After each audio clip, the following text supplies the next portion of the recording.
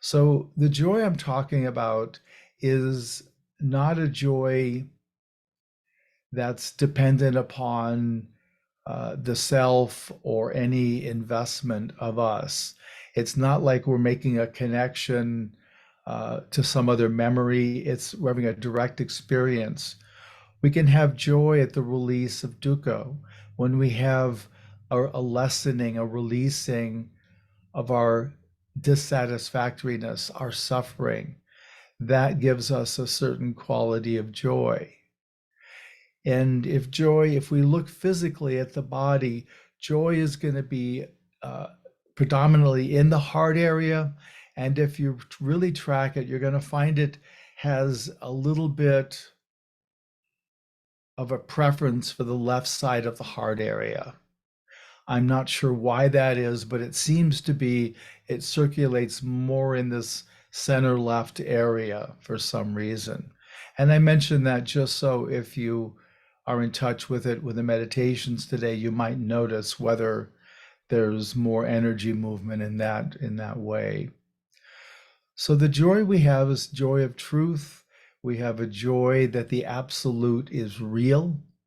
We also have a joy in the non-conceptual. As much as we invest and play with concepts as people of the world, there's something that's really satisfying about not being tied into, not being dependent upon the concepts. So it's when we are truly who we are, the absolute functioning in this place, that gives us a joy. So within that joy, we can also have a joy of personal transformation as we see and release old habit patterns that are unhealthy.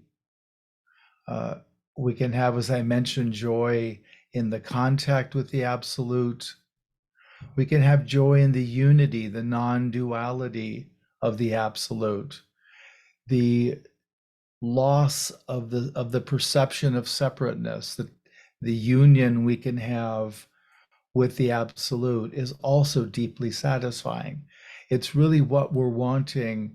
And when we're connecting with another, that's part of the motivation, is we want to return back to that place of non-duality, of unity with the absolute. And we can have it in the interaction with others if we're coming from more from the absolute than from personality.